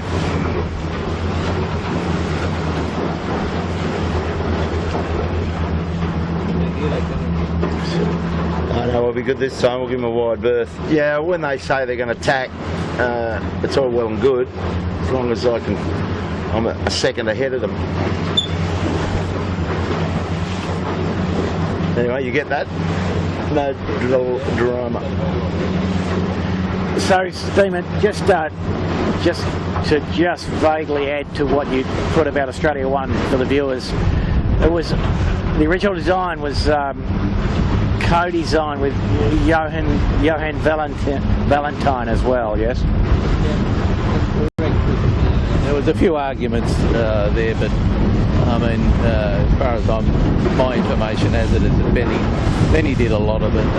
Johan, he claimed to it, but I'm pretty sure you'll find Ben was the major designer. And the bendy rig was a totally different boat. We just ran out of time because the boys racing against the Swedes lost the mast, and we lost time. And if we had enough time to cut down the headsails, we could have won that year.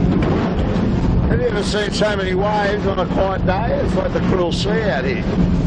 We chopping, we're going in all over the place. I think we've find it's still left over from that cyclone and still coming through the heads. Oh, it's just going in all directions. Mostly powerboat wash, but a bit of swell as well.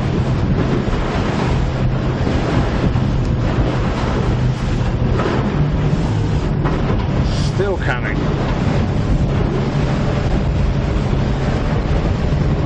Okay, we've got our eyes on the 2 leading boats. Alcatel approaching the blue mark as we speak.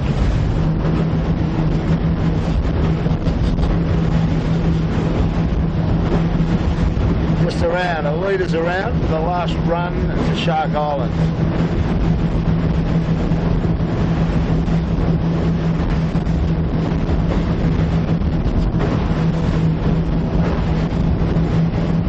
Same story again, Bucko. They're going to have to get it on and get down and then twirl it.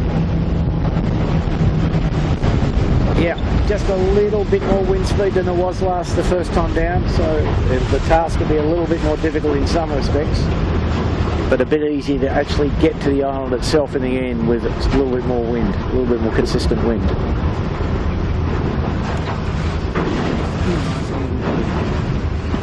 Yeah, well, he's done well to pull that out, hasn't he? So long as he's been sailed pretty well today. A little bit quicker.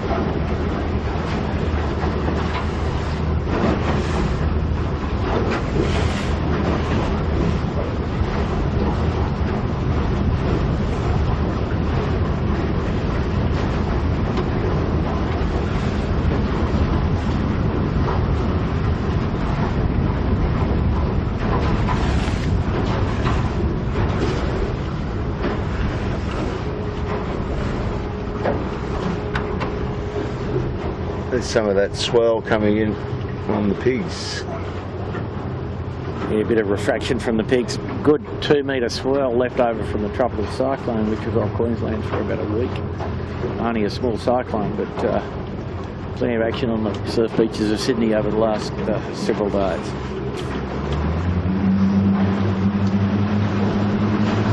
So we're going to chase him down to the finish, Killer? Yeah, we'll just go for a cruise with these guys. See how they're handling it. Guys and girls. Guys and girls. Correct.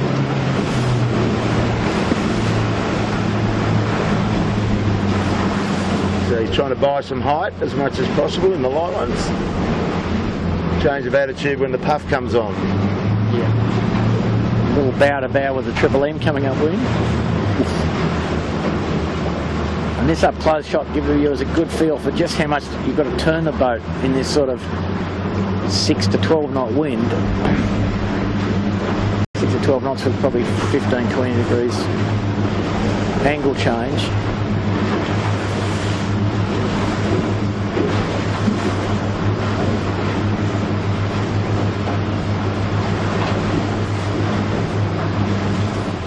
These guys are pushing hard to get on the inside of Alcatel in front of us. I'm not sure it's going to work, but it's one of the few things that they can do. Yeah, it's worth a crack. Yeah, it's worth a go. Like I just say, I think they've got too much of a distance. The leader, he's looking very comfortable down there. Well, it's down pressure. You may as well get the height, eh? It's money in the bank for you when you get some pressure come on you. Yeah. But pretty good vein of wind just killing off the bottle and glass rock shore here between us and the shoreline. A couple of little obstacles, a cruising boat.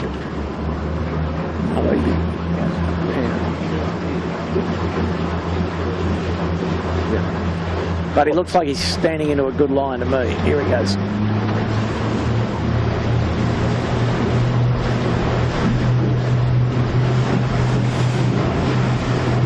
Little Matty sitting on the rack.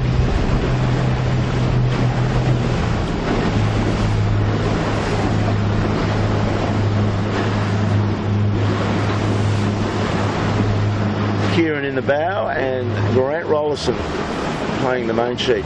Keep it all together.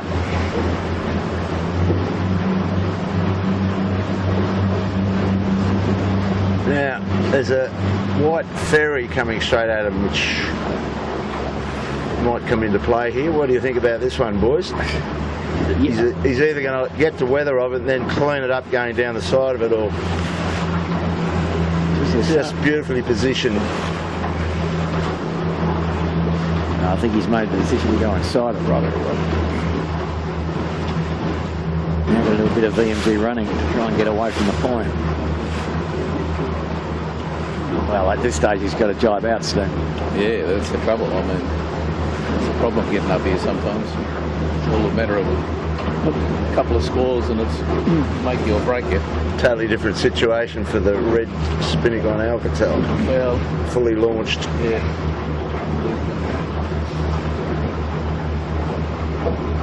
Well, these boys are a little jibe at this stage, aren't they?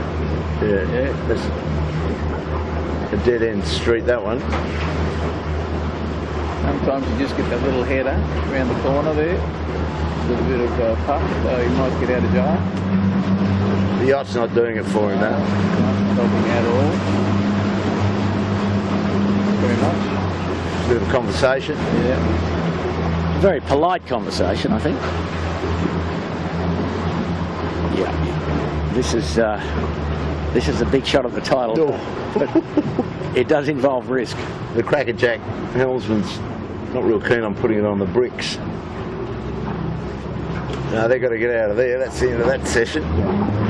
We better go and chase down. Have a look at it. Have a look at it, Killer.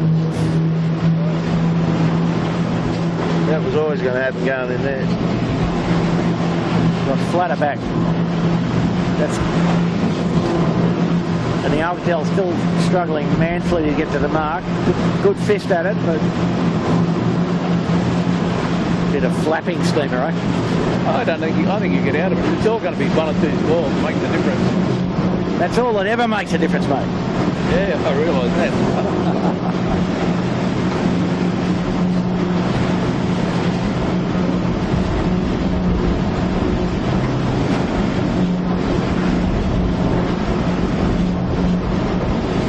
Here he goes, a drop.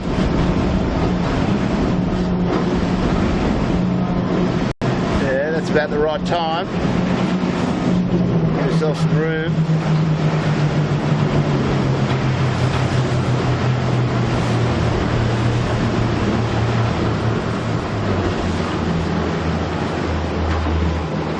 The longie is had to drive off into nothing. So you'd have to watch himself for losing out third place. Just have a look over here to your left, Gillo. Big bit of wind about to give the Alcatel a bit of a touch-up. Yeah, no, they handled it beautifully. But nice timing. But plenty in that. Relative to the average.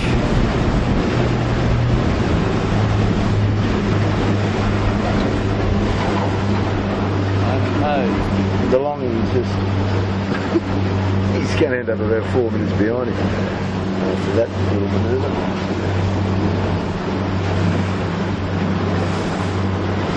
So go you good thing, Alcatel One Touch. Got it all wrapped up here.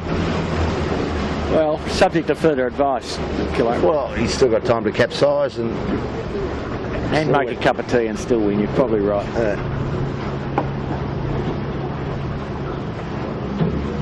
Shoot up. What's the Queen to be's name again? The new Queen, the newly to be crowned Queen of the Waves.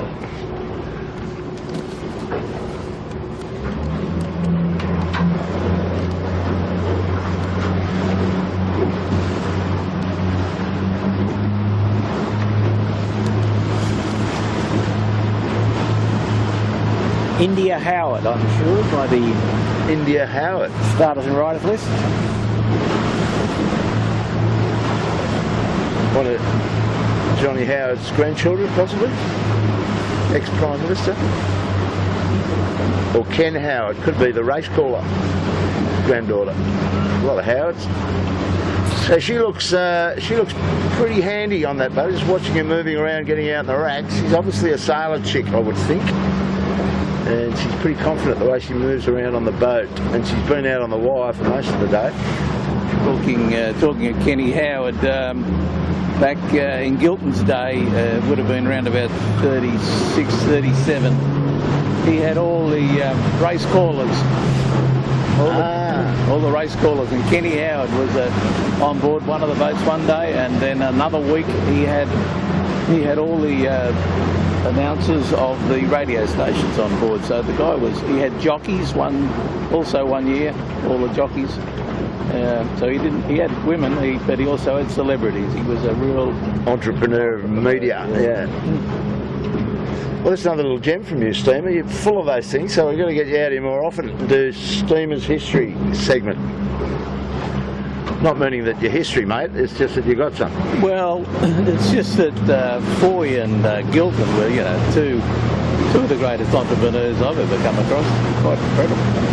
I mean, for a bloke to start rugby league and go broke and then lose his job on tour, then come home and have to pay back 2,000 in those days, which he did.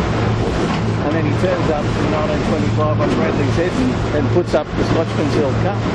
Worth 100 quid in those days. It's like incredible. Well, the interesting thing too, just rolling across, Gilman started the Sunday Club, which he called the 18-footer league. Yeah. Interesting. And of course that.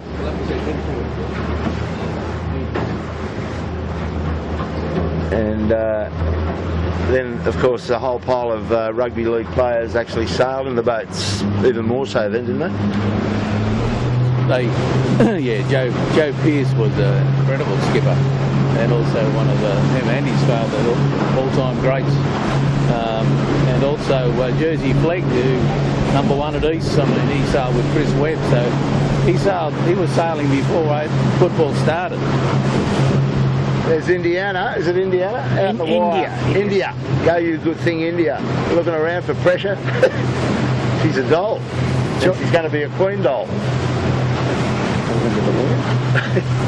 She's enjoying herself. Well, why wouldn't you be? Great little burst of speed into the finish line for the Alcatel crew.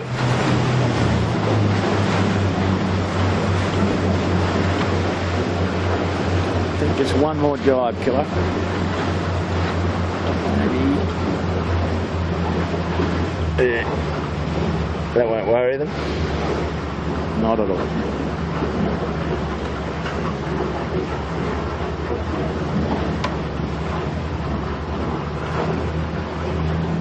Here we go, the final manoeuvre. Safe as houses.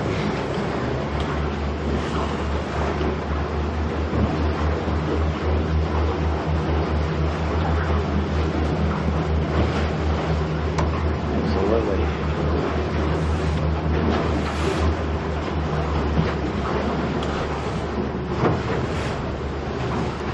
Well, there she goes. Across the line. Over the waves, 2016, India. Howard, well played. Good work, Stephen Quigley, Tom Quigley. And who's the sheet hand on that boat? You know him, somebody Ellis, is it? Sam Ellis. Sammy Ellis, yeah, he's a good hand. Team on the move for next season and the rest of this season, obviously. So, looking back towards Blimey, Charlie, is that belonging right over there in the Edwards? Yeah, Right, like if you come around here right a bit, just against the hillside of the eastern shore of Rose Bay, we can see DeLonghi is the white chute. I know it's a long way away. Well, he was close. That's how costly that little trip to Steel Point was. Ilvey is the next one behind him with the black chute. Because they would have gone around a red mark, I would assume, and cut the corner on Triple M. Yeah, there's Triple M now, the Dr. Dan just coming around Shark. So we'll just get these extra two boats, the DeLonghi and Ilvey across, and we might go and choose some more stories at the bar with Steamer. Top us up with knowledge. There's plenty of stock. Plenty of stock. She's metres deep in 18-footer stuff. And most of the stuff that Steamer's been talking about this afternoon was pre-1930. Well, Sydney Harbour, a totally different scene in those days. Full-on maritime port, no Sydney Harbour Bridge. The Opera House wasn't even on the drawing board. So the 18-footers were the main game in summer. And there's plenty of stories to confirm that, which will get Steamer's history segment going. We might do that up at... you have to do that soon. We get a little weekly 5-minute piece or something on a video, or even out in the camera cat. Steamer's history. It's got a good ring to it, bugger. Not that he's history, but he's got some. That's right. Should be history, but a long way away from being history, but can deliver. Just killing time, as you can tell.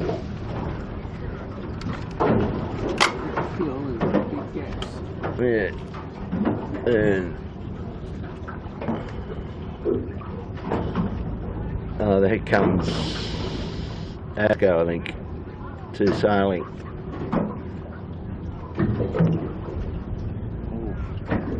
Around the yacht trick.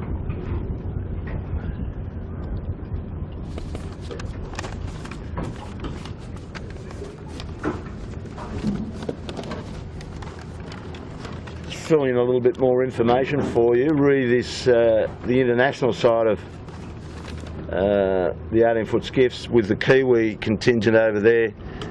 Steamer was instrumental in tracking down a trophy called the Mark Foy Trophy for the international fleets, including the Sydney fleet, that they could go and they could go and race for it anywhere in the world. So, Steamer, you'd be pleased to know it's going to Fiji in June. Did you know about that? They did tell me last week, and I gave them some information before they left regarding the last time the JJ Gilton was only ever sailed once, and that was 1952. And that was a fascinating series won by Peter Mander, and he won one race by 2 seconds from Norman Wright Jr. 1952, Steve. In the Jenny 4 or 5? Oh, I'm not sure. Yeah, 4 probably. Jenny 4. Jenny 4. Kilo Okay, M. I'm happy with that. Now, Kilo, just to put a spanner in the works here, the Triple M has gone in the tide up the top there. Oh, really? Oh dear. Well, she wasn't in third, so they can stick with that. She would not be happy with that, would she? If she were on board. Kimberley won't be cooking tonight. We take me out to dinner, Paul. Here we go. DeLonghi, so this is young Maddie. She's won this Queen of the Waves contest a few years ago with Simon Nern's boys. And I think she's got a second, and she's got another second today as a result of that finish. So nice job. They had their chances, but Steve Quigley a little bit too slippery in the Alcatel. And Andrew Chapman is going to be third by courtesy of that. I think he went round a blue mark, or it could have been a red mark. I've made a mistake. We've misled everybody. It was the Ilvy. So black Spinnaker. That's what confused you. So that isn't Ilvy. That's in fact the kitchen maker. And what's the lady's name on the kitchen maker? Katie Broom. Katie Broom, go do a good thing out in the wire, having a ball. Screaming and excitement coming off that boat. So, Stephen, thanks for coming out, brother, and straightening out some of the history for our listeners, particularly about the real name for this Ladies' Day event is the Queen of the Waves, not the Queen of the Harbour. So straighten that out for them. And Bucko, good to see you, mate. Good show. Bit of sad story for Wazza. Hope he comes through that all right. Sort of stories in your vision in his mind, being close to that horror show. So we're going to see you on Saturday up in Manly come 2:30ish. You'll get the card. Kimberley will put the race card up so you can see it, and we'll be up in Manly next Saturday, and next Sunday, the following day, we'll be down here as usual at Double Bay for the what's the championship heat. There's only that means there's after today there's 3 more races, and that's the make-up of our little mini pick the podium competition. I hope you're getting in on that and getting some points today. I got a point. I know I got one right with Alcatel, so I've got 1. What do you got? I had none. You had nothing? Stephen, thanks for coming out, buddy. Blake, thanks for pulling the trigger today. Michael Chitton and that, and we'll cut off our live stream, and we'll see you on Saturday. Camera Cat over and out for Sunday the 28th. Thanks for coming. Cheers.